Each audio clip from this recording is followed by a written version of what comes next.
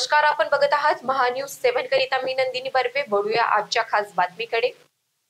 भारतीय जनता पार्टीचे जिल्हा उपाध्यक्ष ॲडव्होकेट कुणाल चौरडिया यांनी पक्षपदासह भाजपच्या प्राथमिक सदस्यत्वाचा राजीनामा दिला आहे।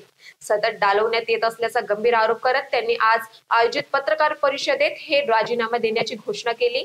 त्यांनी सांगितले की अलीकडील काळात काही स्थानिक पदाधिकाऱ्यांकडून त्यांना सातत्याने दुर्लक्षित केले जात होते।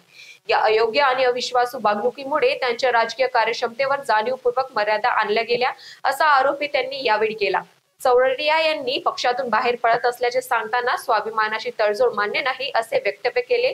ॲडव्होकेट चौरडिया यांच्या या निर्णयामुळे जिल्ह्यातील भाजपच्या अंतर्गत राजकारणावर कोणते परिणाम दिसतात हे पाहणे महत्त्वाचे ठरणार आहे। भारतीय जनता पार्टीमध्ये असताना जिल्हा उपाध्यक्ष पदावर होतो।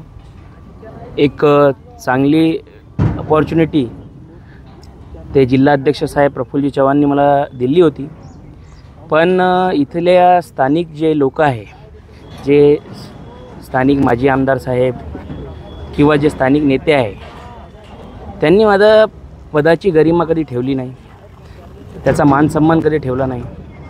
मला कोणत्याही कार्यक्रम प्रसंगात त्यांनी मान देऊन सन्मान देऊन बोलवले नाही।